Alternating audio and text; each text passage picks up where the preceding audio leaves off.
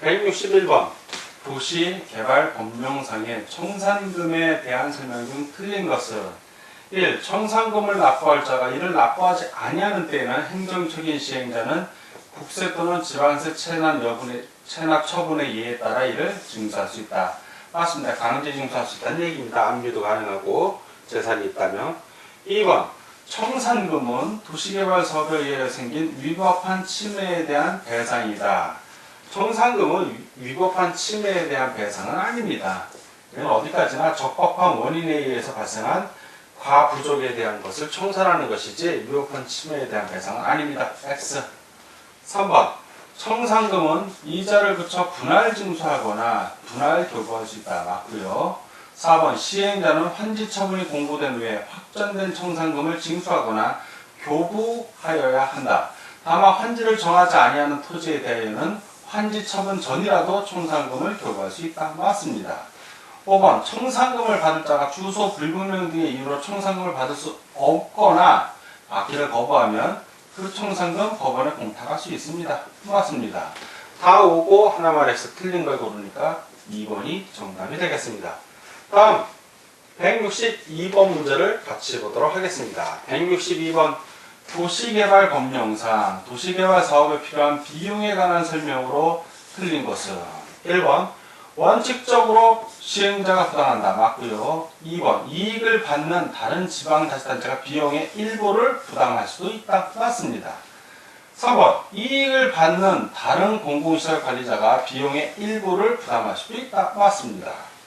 4번 전부 환지 방식으로 도시개발 사업을 시행하는 경우에는 전기시설 공급자와 지중선로 설치 요청자가 각각 2분의 1로 부담한다.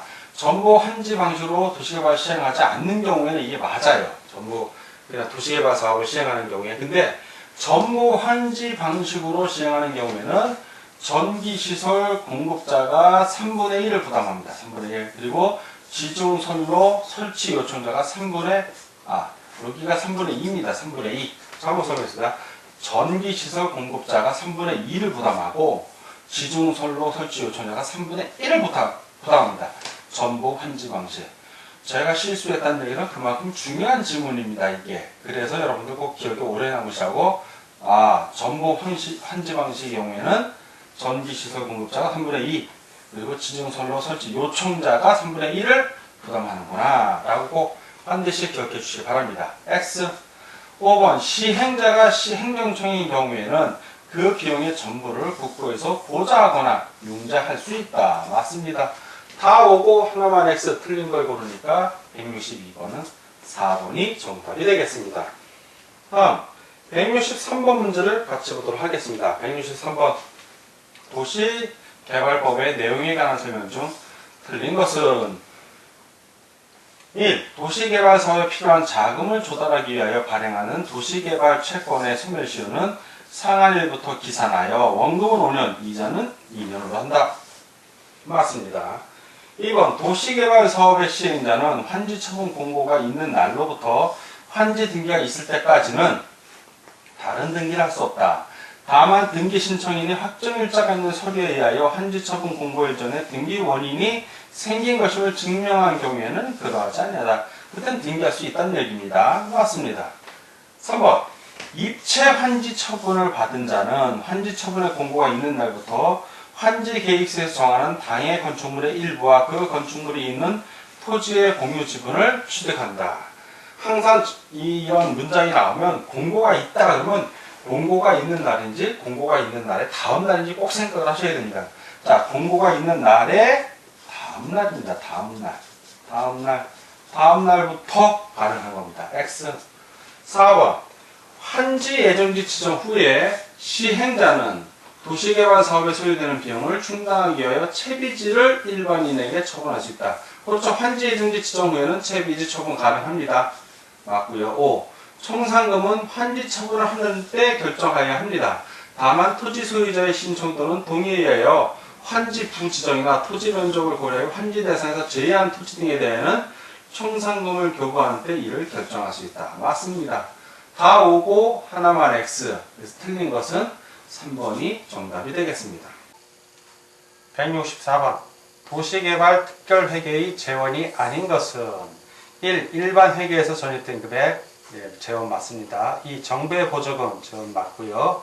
3. 도시개발 채권의 발행으로 조성된 자금 재원 맞습니다. 4. 도시개발법 위반에 대한 과태료 역시 재원 맞고요.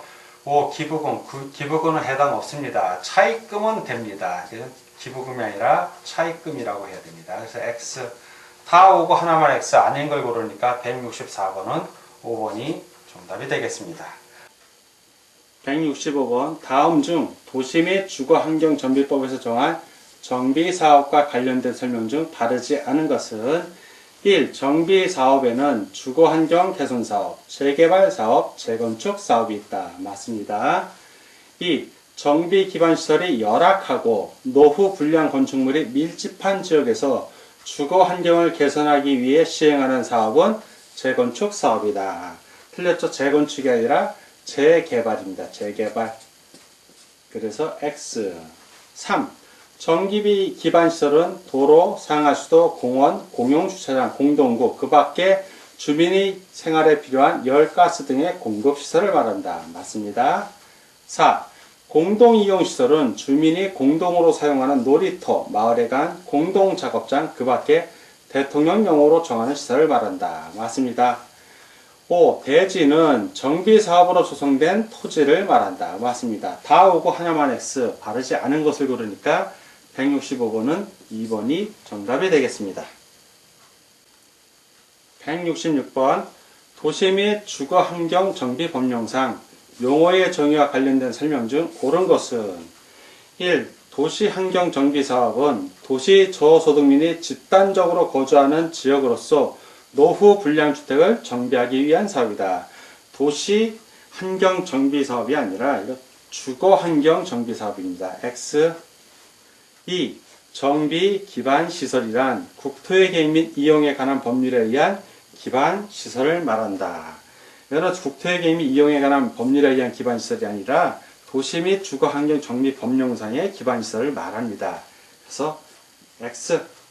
3. 공동이용시설에는 주민이 공동으로 사용하는 공동작업장, 세탁장, 어린이집이 포함된다.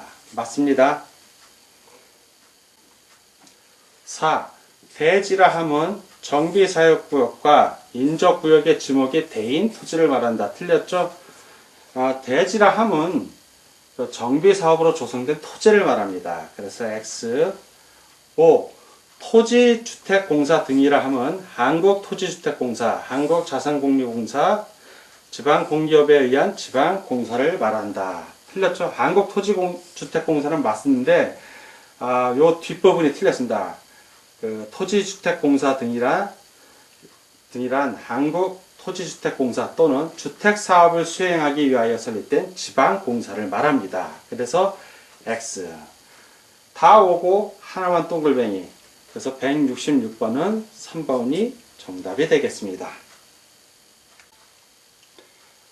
167번 도시 및 주거환경정비법령상 도시주거환경정비기본계획에 관한 설명으로 옳은 것은 1.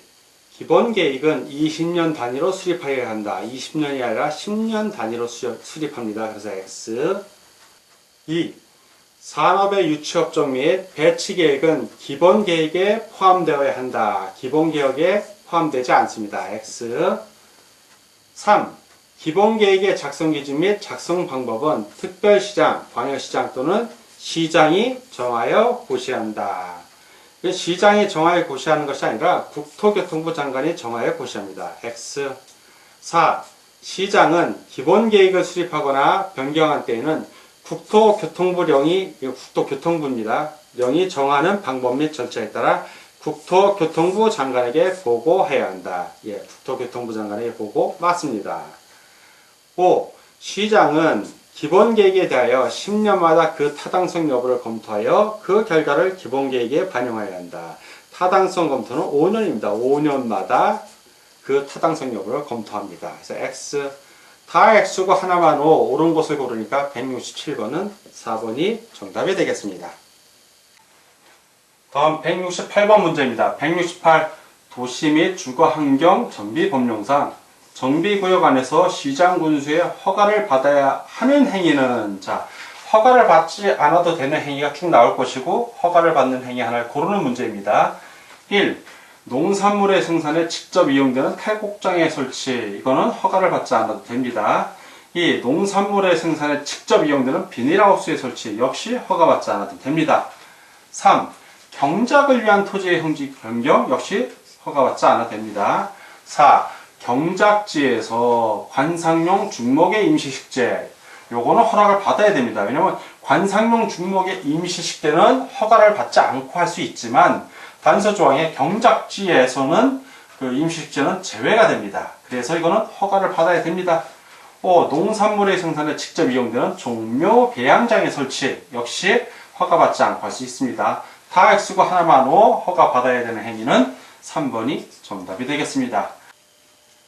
169번 도시 및 주거환경 정비법령상 기본계획 및 정비계획에 관한 설명으로 옳은 것은 1. 정비계획에 대한 주민공람의 대상에서 세입자는 제외된다. 세입자 되지 않고 포함됩니다. 그래서 X. 2. 건축물의 건축선에 관한 계획은 기본계획에 포함되어야 한다. 기본계획에 포함되는 것이 아니라 정비계획에 포함되어야 합니다. X. 3.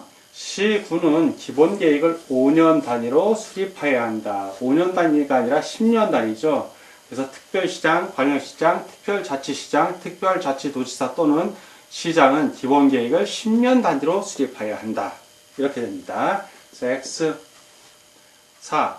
건폐율, 용적률 등에 관한 건축물의 밀도계획은 기본계획에 포함되지 않는다. 포함된답니다. X. 5. 기본계획의 내용 중 공동이용시설에 대한 설치계획을 변경하는 경우에는 지방도시계획위원회의 심의를 거치지 않아도 된다. 맞습니다. 다 X고 하나만 O, 옳은 것을 고르니까 169번은 5번이 정답이 되겠습니다.